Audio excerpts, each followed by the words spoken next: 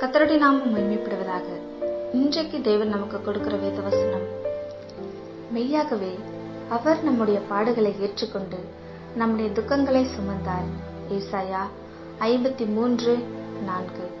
ஆண்டவராகிய இயேசு கிறிஸ்துவின் சிலுவை பாடுகளை ஏசாயா கிட்டத்தட்ட 600 ஆண்டுகளுக்கு முன்பாக தீர்க்க தரிசனமாக எழுதின ஒரு பகுதியில் ஒரு வசனம்தான் இந்த வசனம். அவர் சிலுவையில் நம்முடைய பாடுகளை ஏற்றுக்கொண்டார், நம்முடைய துக்கங்களை சுமந்தார். எந்த விதமான பாடுகள், எந்த விதமான துக்கங்கள் என்பதை மத்தேயு சுவிசேஷத்தில் விளக்கமாக பார்க்கிறோம். மத்தேயு 8:17 அவர் தாமே நம்முடைய பலவீனங்களை ஏற்றுக்கொண்டு நம்முடைய நோய்களை சுமந்தார்.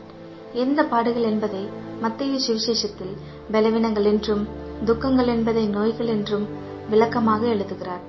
இந்த வசனத்தின்படி ஆண்டவராகிய இயேசு கிறிஸ்து பலவீனங்களால் வருகிற பாடுகள், நோய்களின் தாக்கத்தினால் வருகிற துக்கங்களை சுமந்தார்.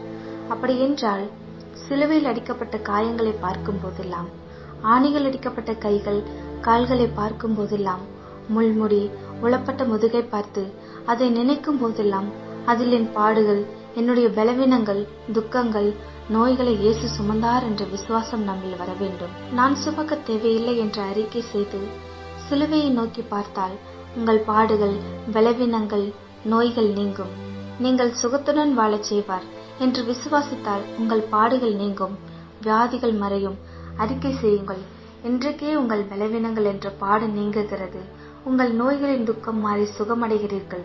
கர்த்தர் உங்களை சுகத்துடன், பலவீனங்கள் நீங்கி வாழச் செய்வார். பயப்படாதீர்கள். இயேசு சுமந்து கொண்டார், நாம் சுமக்க தேவையில்லை. ஆமென். நாம் ஜெபம் செய்வோம். அன்புள்ள இயேசப்பா, மெய்யாகவே என்னுடைய பாடுகள் என்ற பலவீனங்கள், நோய்கள் என்ற துக்கங்களையும் சிலுவையில் சுமந்தேன். அந்த காயங்களில் தழும்புகளை நோக்கி பார்க்கிறேன்.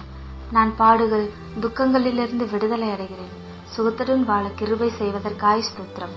இயேசுவின் நாமத்தில் ஜெபிக்கிறோம் எங்கள் நல்ல தகப்பனே. ஆமென்.